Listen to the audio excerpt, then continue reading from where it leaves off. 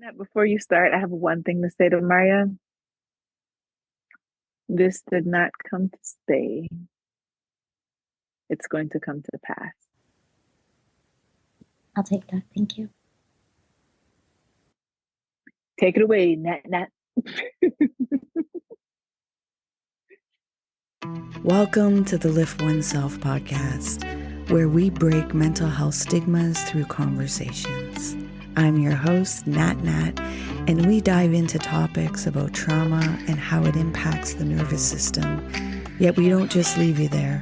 We share insights and tools of self-care, meditation, and growth that help you be curious about your own biology. Your presence matters. Please like and subscribe to our podcast. Help our community grow. Let's get into this. Oh, and please remember to be kind to yourself. Welcome to the Lift Oneself podcast. I am so thankful to have these beautiful ladies, and I know we're going to get into a deep dive. So please, ladies, can you introduce yourself to the listeners? Hi, everyone. I am so excited to be here with Nat Nat and Marya. I am Dr. Trudy Ann Fraser, but I will take the doctor hat off tonight. Tonight, I am your sister, your girlfriend, your mentor, your confidant, Trudy Ann. I am so many things. I am the wife to a wonderful man that I married almost a year ago that I'm learning to create a beautiful life with. I am a speaker. I am a soon to be podcast host. I am a wellness retreat host, and I'll talk about my retreat that's coming up in November later.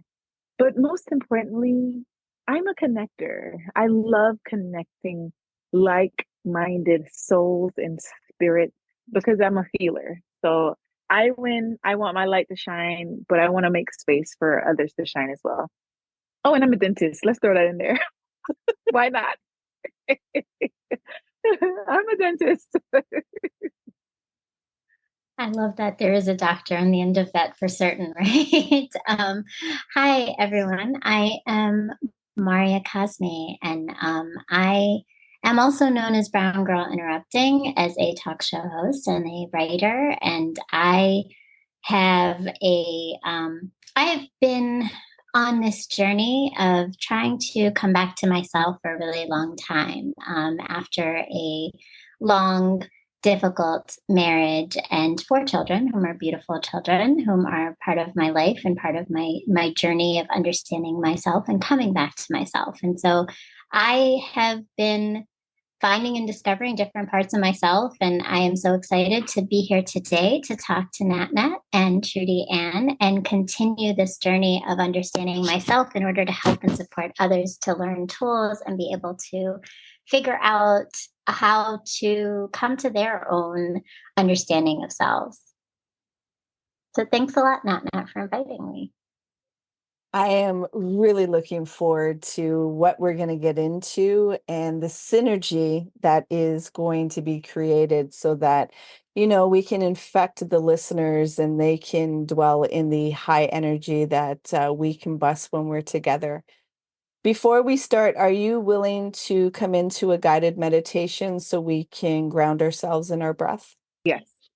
And for the listeners, I know many of these guys, as you always hear me say, you may be driving or needing your visual. So please do not close your eyes. I want you to be safe while keeping everybody else safe.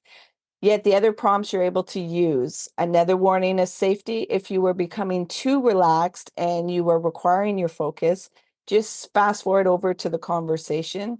Yet I would invite you to come back to this mindful moment so that you can take some time to care for the self and ground yourself in your breath. So ladies, I'll ask you to get comfortable in your seating or wherever you're positioned, and you're going to gently close your eyes.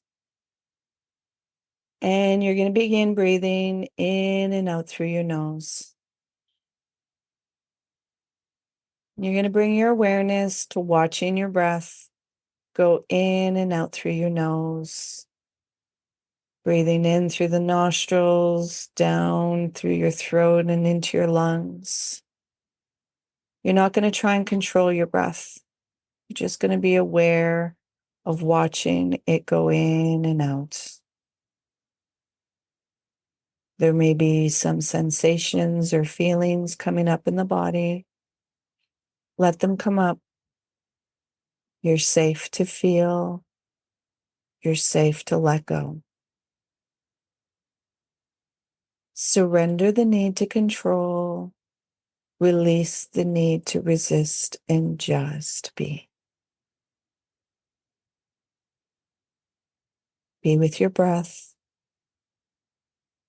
Drop into your body.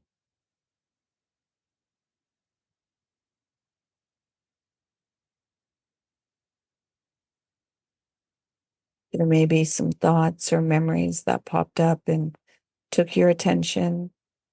It's okay. Gently bring your awareness back to your breath, creating a space between you and the thoughts. Continue keeping your awareness on your breath.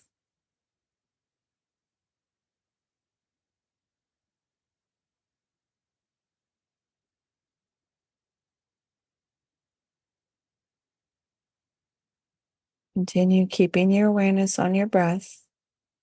I'm going to ask you to create an intention in your mind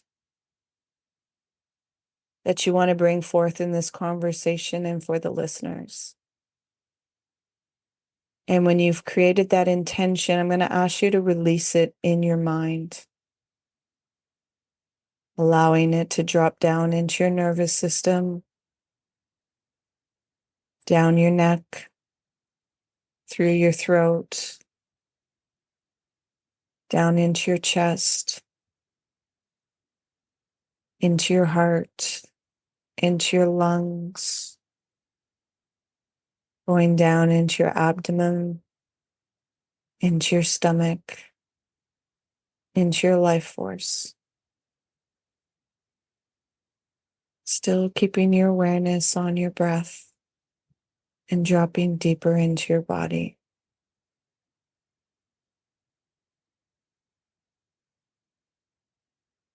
Staying with your breath, allowing that intention to surround your energy field.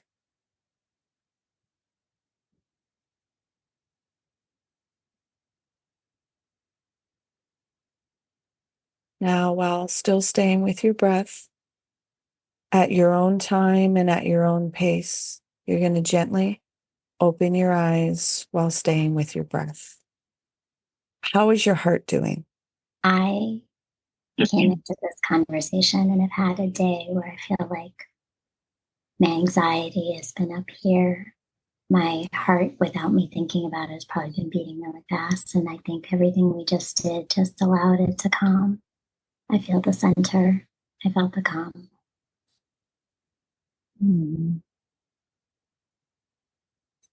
How is my heart? I'm tired. I am searching, and I know in due time that I'll find. So my heart is hopeful, though it's tired. I know both of these guys are weathering the waves of grief right now. And I'd like to just bring the space of how are you caring for self while experiencing the grief and the waves? That's a very good point. You teach the things. And I think I need to give myself grace and give my partner grace. That's what came up for me just now when you asked that question. So I am indirectly affected. It's my husband's family member, but I don't think I've given him much grace. I need to make space for more grace. I think it's interesting you brought up the word grief, because I think there's so many different kinds of grief. And I was just having a conversation today in that I think the deep grief that I'm feeling is not a, a loss of death, but loss of lives, loss of experiences, loss of things that have just not happened in the ways that I hoped and intended for where my life is right now. And I think the way I give myself grace, or that I've tried to, is recognizing and valuing that that is also a form of grief. Mm-hmm. And that I've been trying to find joy. I'm dancing. Dancing gives me joy. And that really has been like a really big piece of just a part of something that I really feel like there's something about that that like allows me to not think about the other things, lets me grow in a space, and it lets me be messy and learn something, right? So there's all those pieces that help me to give myself grace kind of within that grieving of so many things. Mm-hmm. Mm-hmm.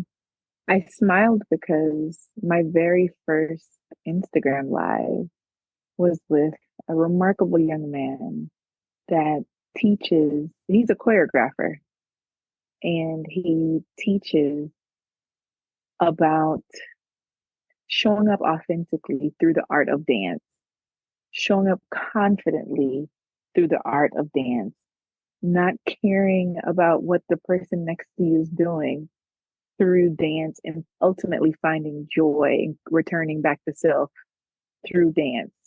I think you should go and watch it. He is amazing. He's like, why do we, it's the first time anybody's ever cursed on my Instagram. He said, why do you have to give an F? So, Maya, that's beautiful. It's expression through movement, and your brain releases serotonin, which is a feel good hormone. So, there's a lot of scientific research that proves what you just expressed. So, you keep dancing, girl, and dance like no one's watching. You know, Exactly. it's funny that you said that though, because I it's kind of the messiness, and we talk about this in healing a lot, is that it's not right away that I feel so confident in dancing, especially when it's new. I actually am like pushing myself to get there, because my problem with dancing is that, and someone told me this, and I think Nat, you and I have had a conversation about, is that I'm overthinking. I'm not just dancing, I'm not feeling it, I'm overthinking, because there's a lot, it's hand dancing, it's very, it's there's specific movements to it, right? Like it's but that has been my goal, is the joy is when I'm not overthinking it, when I'm in that moment. So I think everything you just said, Trudy Ann, like that makes sense. Like it is that, but you have to get out of your head to experience it. So, Trudy Ann, how are you accessing joy? It's funny because the three of us on here and my brain is already moving. I'm like, what in her childhood? Look, I definitely was about to lean in. How am I accessing joy? So I think I said it earlier.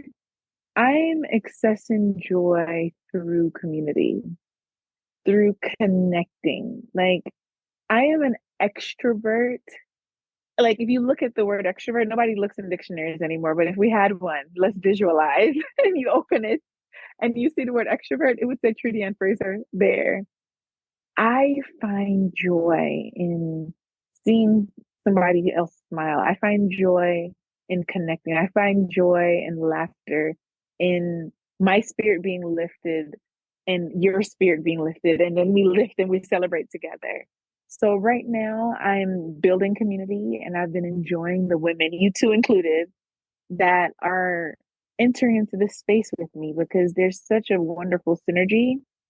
And whatever you believe in, whether it's energy or spirit or soul or mind or thought, whatever that looks like, a lot of the, especially women that I've been connecting with recently, have just been these remarkable, kind spirited creatures that just make my spirit happy and leap. And I don't mind showing up, whatever that looks like.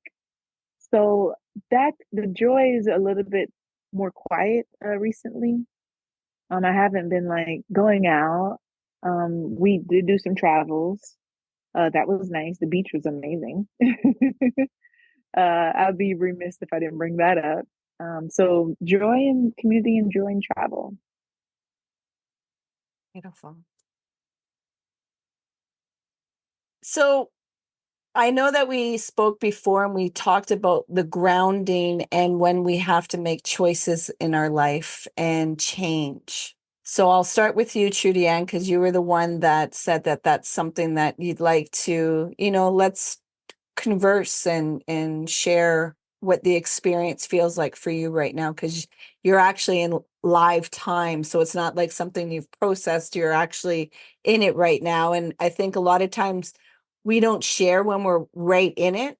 So there might be some things that you say right now that's going to help your future self to be able to process through, and help people that are going through it right now also to be able to engage with that and not hide. Mm-hmm. It's funny that you said that because I said I was away last weekend. I was in Antigua. I started this journal that I've had for almost a year, and it's the 5 minute journal.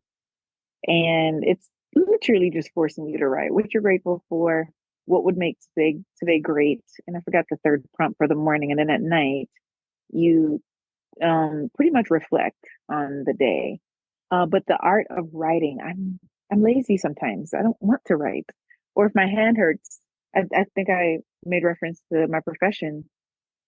If I just finish headlocking a 5-year-old and holding the handpiece in my other hand, like my hands hurt. But I do think there's something that I'm missing when I'm not writing out my thoughts, because I'm in limbo with some major life decisions right now. And I think I know, let me act like Oprah. What I know for sure is that in order to do what it is that little Trudy Ann or my inner self or my truest self needs, wants, and desires, I have to recognize it, accept it, and be okay with it and own that joint, as opposed to going with what's expected of me. So I need to write. I need to really sit with myself. In essence, it doesn't necessarily have to be writing for somebody else. It could be just spending time with self, turning off all the crap, the Instagram, as I get a Facebook message notification right now, turning off all of the distractions and the crap. We're so distracted. So turning off the noise. You, madam? So I'm sorry. I'm gonna ask you to ask the question again because I was so caught in everything Trudy was saying. Look, Marya is going to be like, so how I did does not that go feel? back for The question was, and that shows that you're in the moment. So you're really listening and deeply listening. I asked, when we're in a situation where we have to make choices and how we have to ground ourselves because there's going to be significant change. How are you? I don't know if presently you're in that. I know Trudy Ann said that she is. Yet if you aren't, how are you when you are in those spaces? How are you being able to process those choices and, be with yourself? So that's actually so it's interesting because I think that's changed over the years, right? That's part of my learning is that what I used to do is make a lot of lists and a lot of pros and cons, and this will happen and that will happen. And actually, for me, it's almost the opposite of writing a lot. It's really actually sitting still.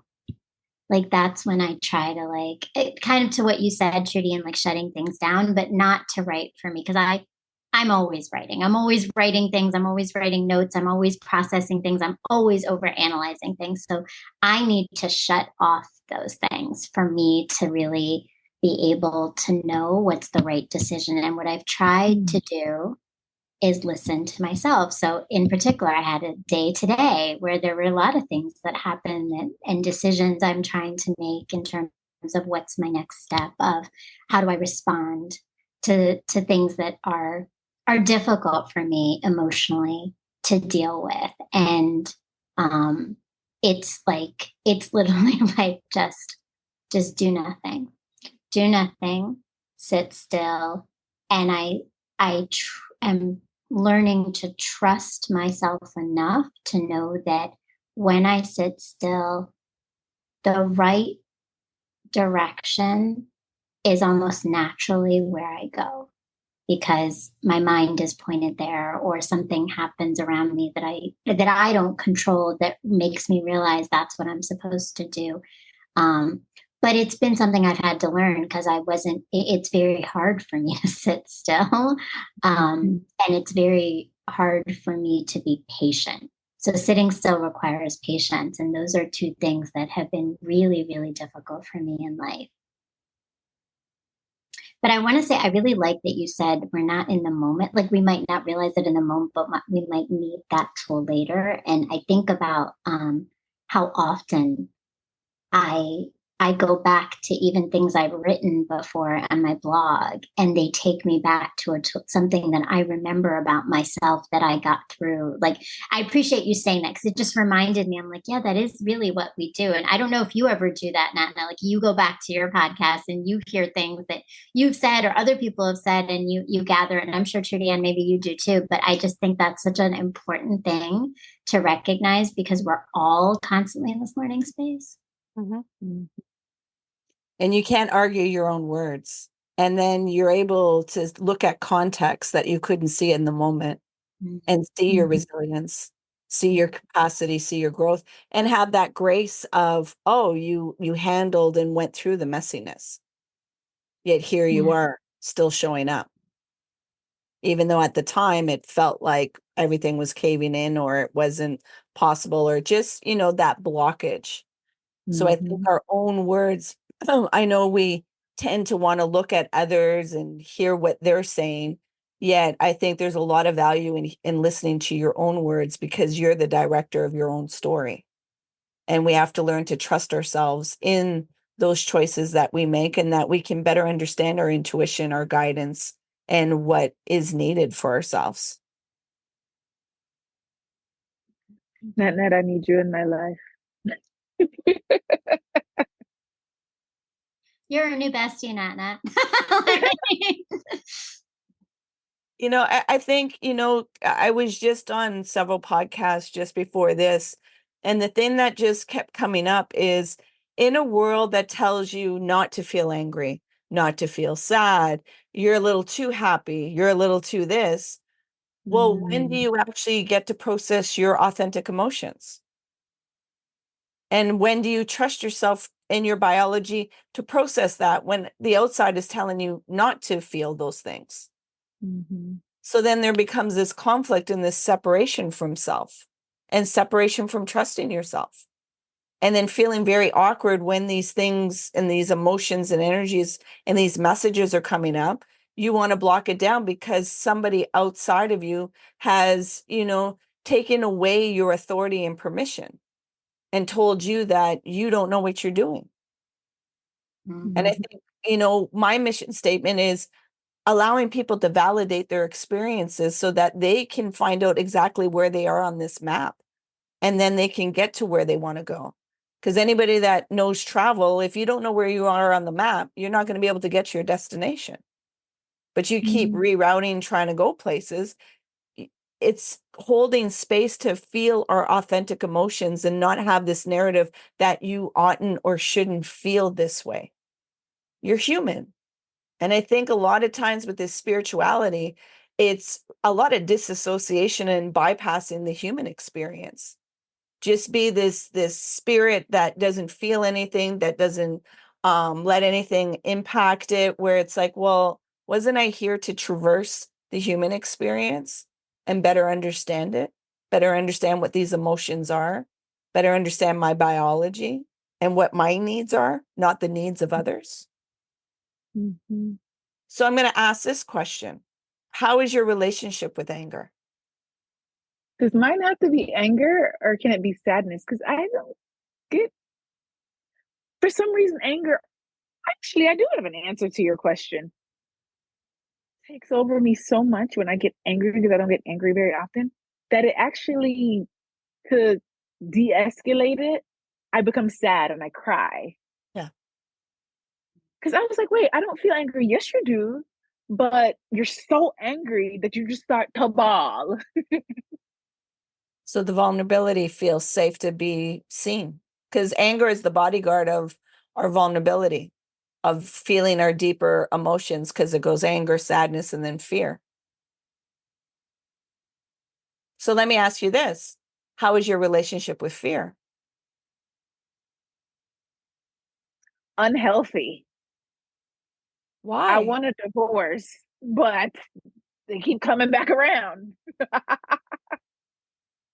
Do you have healthy fear?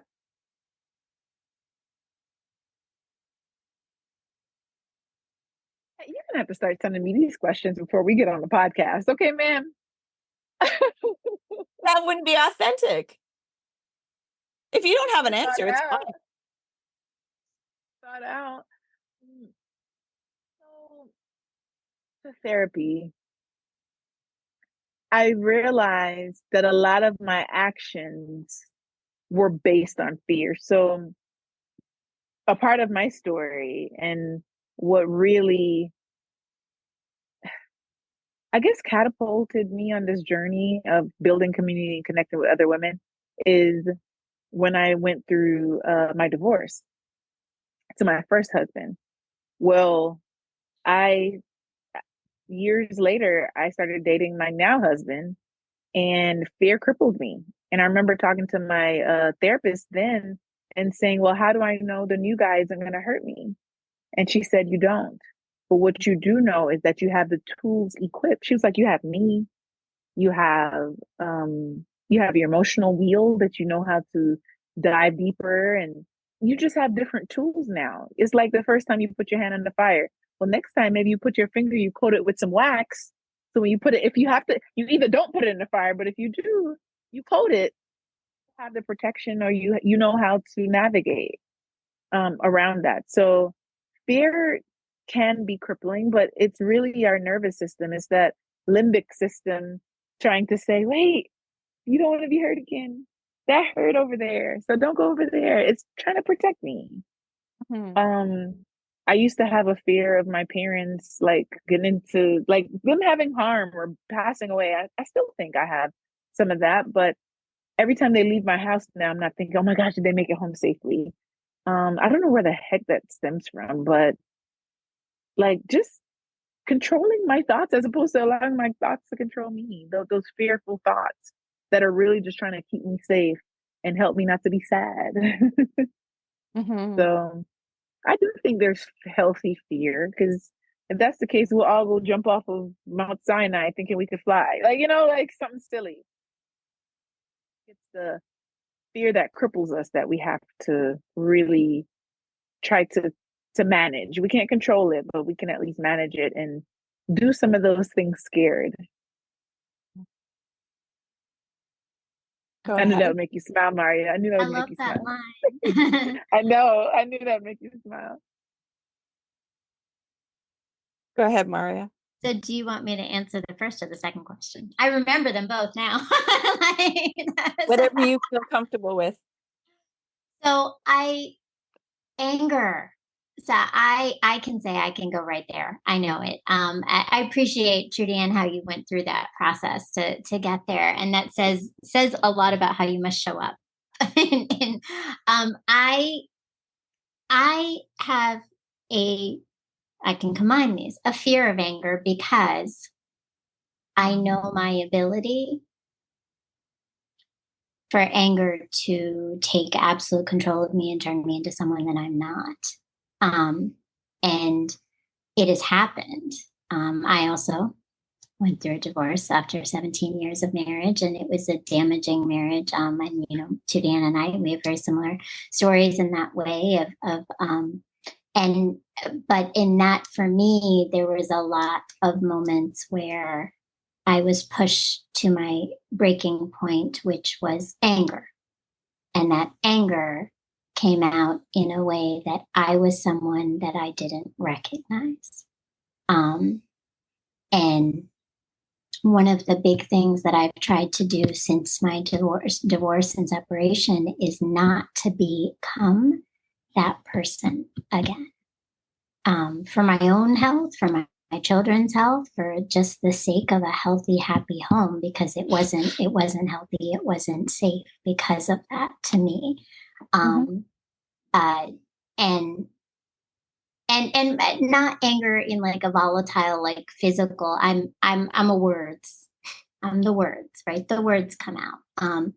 But so I think because of that, I recently discovered what I do with anger is push it down.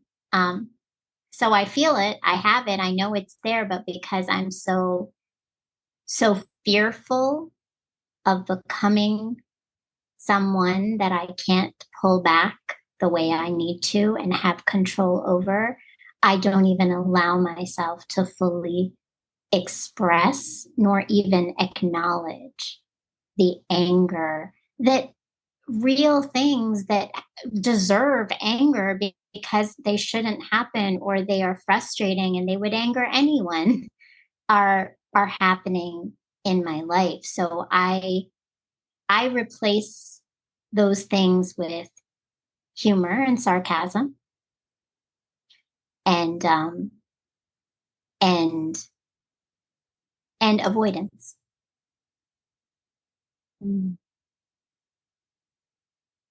Anger is a very strong energy, and it hijacks our behavior if we are not able to really listen to what it's protecting. And when we are feeling helpless or we feel that we are being harmed, anger comes up to protect. And if you aren't engaging to acknowledge the helplessness or the harm, then it gets very volatile and wants to project some of that energy out because you're not willing to feel and hear the messages. And to feel that sense of helplessness or feel that you've been violated, if we have a narrative that, well, you're just supposed to swallow it and just keep pushing, swallow it and keep pushing. You know, your biology is like, I can only do that so much, that now I'm going to protect you now because you're not taking that authority of protecting yourself. And so I think, you know, a lot of times with anger, it isn't presented in the proper way. It's all in the way of you shouldn't be doing this and you shouldn't be doing that, rather than, well, why were you doing it, so that you can access a healthy relationship with anger rather than suppressing some more. And then when it gets too much suppression, what happens with, yep, big explosion. So anybody, you know, pressure cooker, if you don't let that simmer steam out, it's going to explode. So the fear builds up on it. And yeah, of course, when we've made mistakes and we showed up in a way that it's like, who the heck was that character? That's not how I want to show up. It's also not separating yourself from that. Because I have many stories where I've shown up in my parenting and other relationships, and I'm like, oh, gosh. It's having grace with myself of, well, what was causing the anger to feel that it needed to protect? So can I say, Nat, I didn't know if you, sorry, Trudy Ann, I don't know if you were going to say something, but I wanted to just speak to that because I think when you said that, what I realized though is that part of that level of anger, which I'm learning because I never, even now when I do have anger, if I have had opportunities to finally express it, it never becomes that person.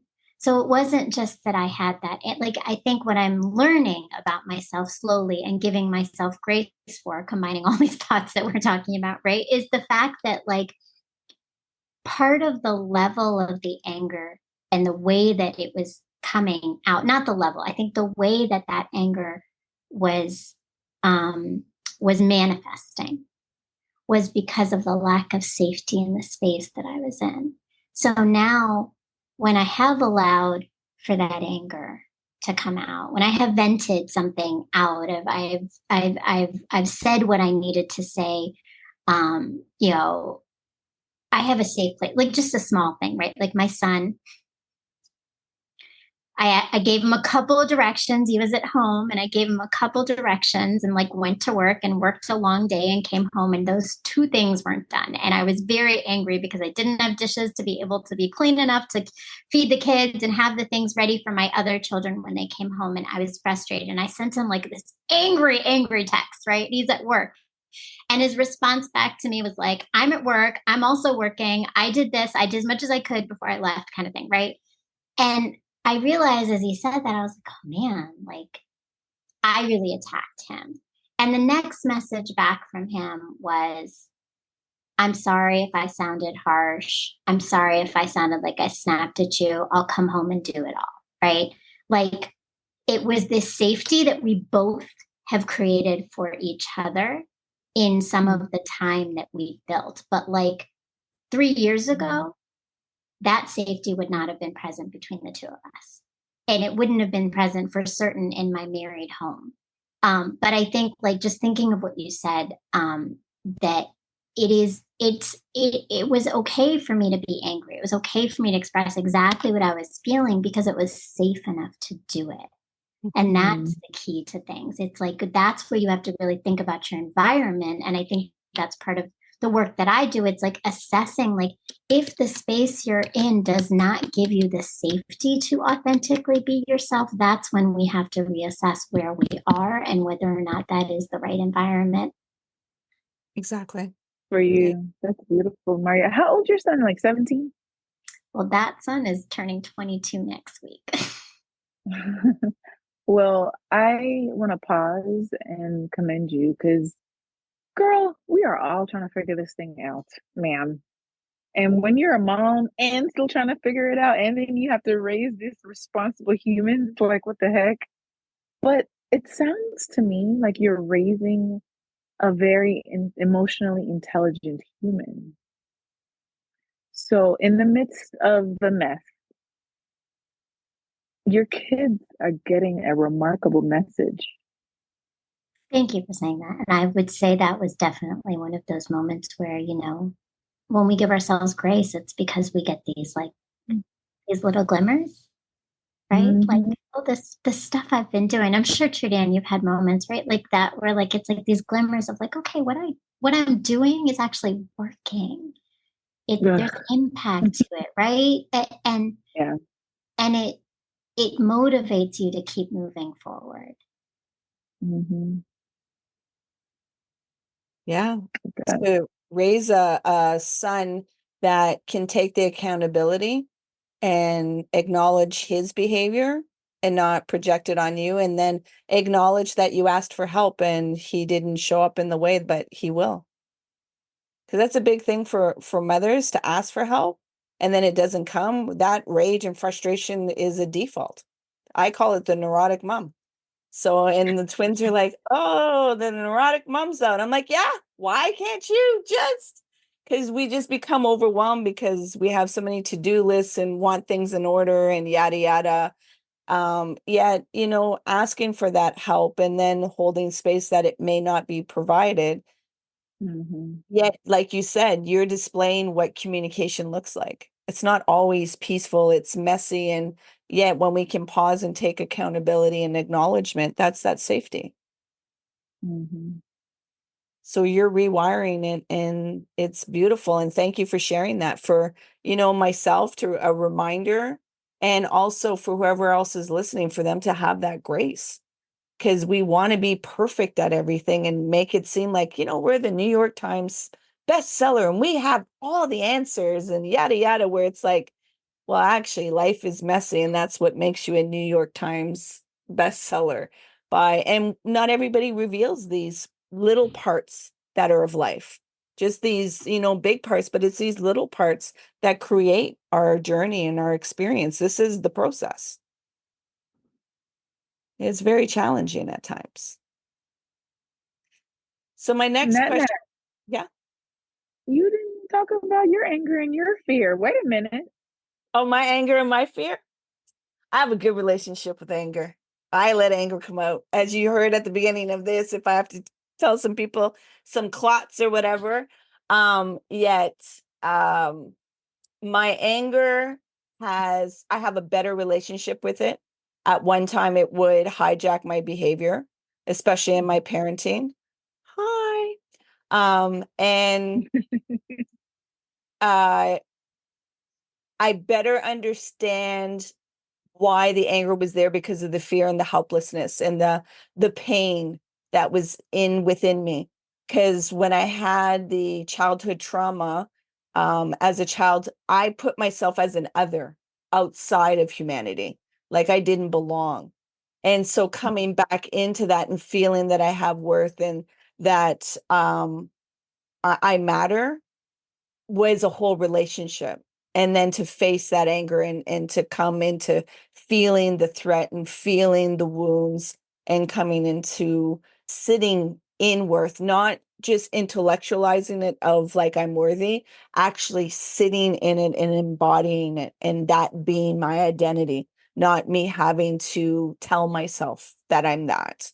Um, Even though when I get dysregulated, I'll have to like use my tools like, wait, what are you feeling? What do you need to process and let the body express? Um, so yeah, like in the fear, I have a very healthy relationship with fear. That's why I can do the work that I do with people of, let it come out and what is it, why is it there? What is it activating? Like, what are the undercurrents? Because a lot of people are just looking at, okay, the anxiety or the fear, or the sadness. It's like, what are the undercurrents that's not being shown? What is the authentic emotion? Because most of us feel our secondary emotions, not the authentic. And it's like when you can be that authentic, like you said, all of a sudden when I express anger in a safe place, I don't have to take these behaviors or do a freak out. Yet when we aren't safe, it just shows that our biology is always protecting us. May not show up the way that we would like it to, and it's very messy, and then we have to apologize. And it's also recognizing for myself, you know, in my parenting role, I'll disconnect from my children. You cannot stay in connection all the time. A nervous system does not stay connected all the time with people. It's about the repair. How are you repairing it and how fast are you repairing it? And that takes acknowledging of my own actions.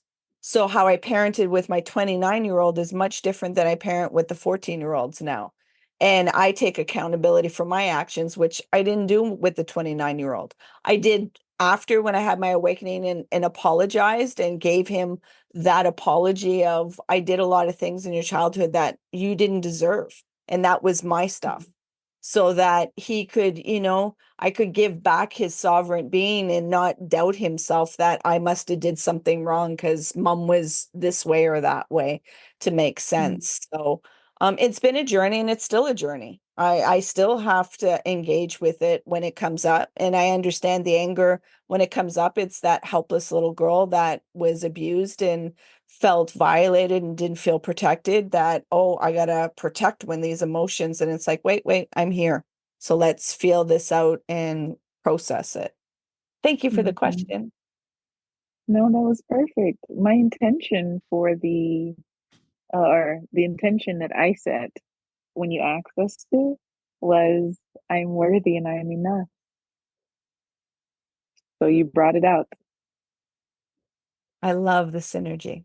I love the synergy. Are you willing to share your intention? My intention. Yes, please. Truthfully and honestly, I think I had so much going on. I don't even remember exactly what it was. Fine. And that's honest. True. That's the truth. You were regulating yourself. So I had to show up. That's your intention. That was it. Yeah, it was show up. I think that's it, right? That honestly, that was it. That was just show up and you're gonna be okay. Like I think given the day I had, I wasn't sure how I was gonna show up to this conversation. And if I was going to be as present as I needed to be and as fully honest as I needed to be. And that was kind of my intention is like, just show up and be you and you'll be okay. Right. You're safe. I want to respond to that, Nat Nat. Sorry, listeners, for my high pitched voice. I was like, I got it, Nat. in safe spaces, it's okay to just be. I would have taken you today with one eye, one nose, and a half a mouth, and a piece of earring because you are enough just the way you are. We are taught by the external world that if it's not perfect, if we're not perfect, if we don't have it all together or the perception of it all together, then we are not enough. And then unfortunately, many of us put that pressure on ourselves and it causes us to overthink things. And before we act, before we say, yeah, be considerate and think about others. But some of us overanalyze. I've been guilty of it at times. I don't do it often, but I've been guilty of it. But you are enough just the way you are. Glasses on, lip gloss on or off, whatever that looks like. And that's the beauty of being accepted and being in a safe space.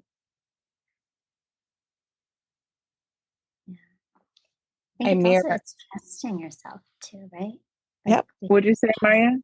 I think trusting yourself. I think when we come down to this worthiness and thinking of the root, right? What's the root? It's because I don't fully trust when that happens, when I question my worthiness, whether or not I can show up, because I've become at a place where I don't as much anymore. I think it really comes down to trusting myself, and that is the biggest challenge, I think, in this journey of understanding yourself, is trusting yourself. It's huge. It's huge. Because we're told not to trust ourselves. And that, how we're going to show up is going to be different. And we don't have the curiosity to allow ourselves to trust in that ability to show up with whatever we have to be. Yet, I appreciate the vulnerability that we are all getting into and allowing others to get into their vulnerability and create these safe circles. Because I think, that, like I said, my intention with Lift Oneself has been healing and safety. And when we create conversations like that, where we feel safe, that we can be all together. So I'm mindful of time, and I just want to allow each of you to let the listeners know where they can find you and what you have to offer. So we'll start off with Trudy Ann. Go ahead.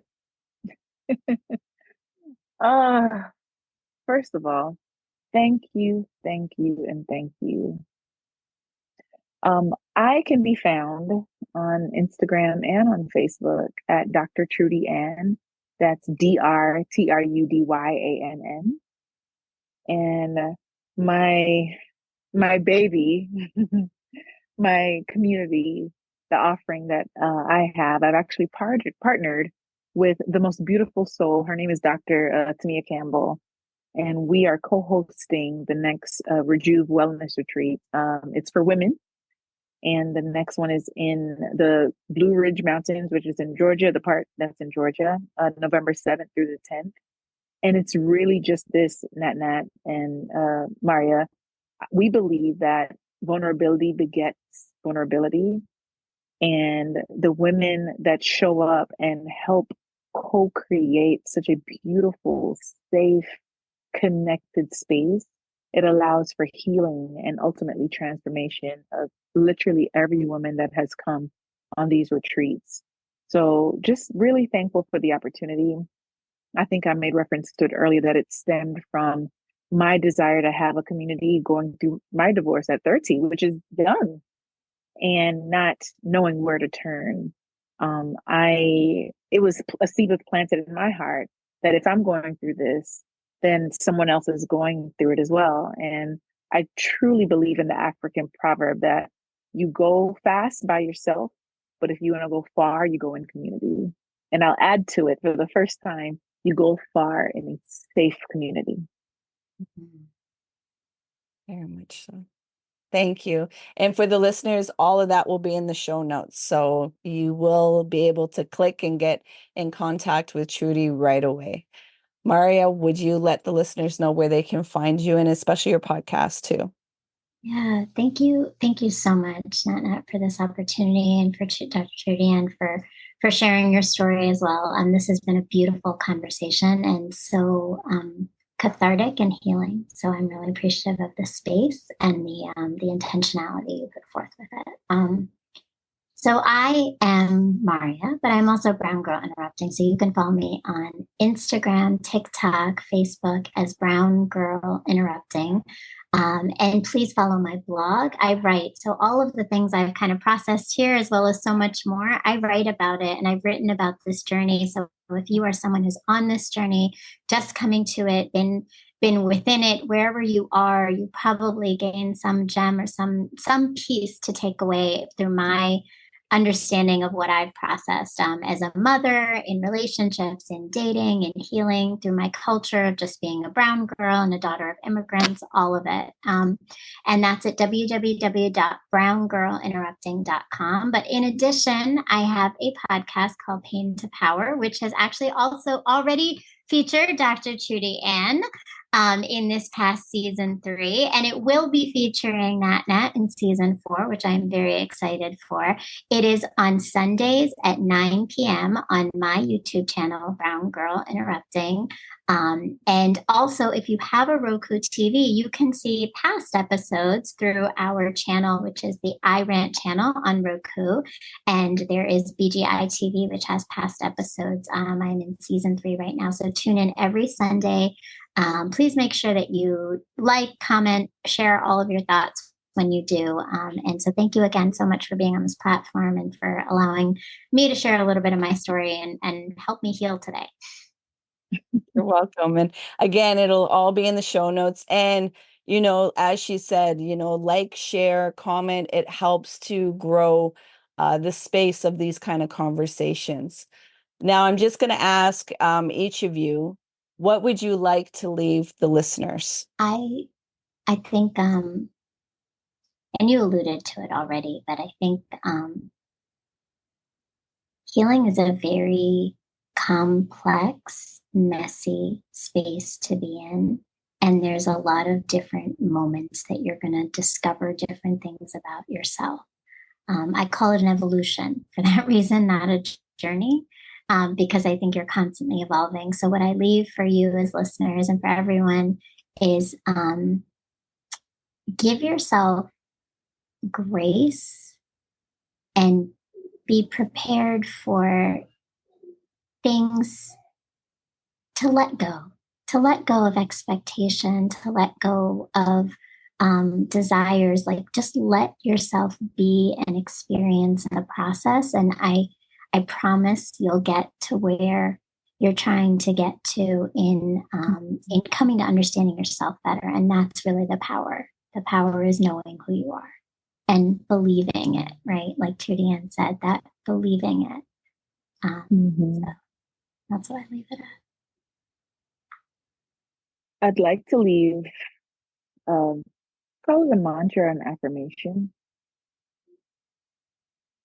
I am worthy. I am enough. Trials come to pass. They do not come to stay. And in the same breath, you are worthy and you are enough. And this too shall pass. Thank you so much for such an enriching, safe dialogue and connection and conversation that we were able to relieve our naked truth and be held in safety with it. So I thank you for this conversation. I hope you guys will come back again so that we can do some more deep dives, because I love how we can just jump off of each other and just go deeper and also support each other to remind each other of our empowerment and how we are actually doing the work rather than thinking we're not doing the work.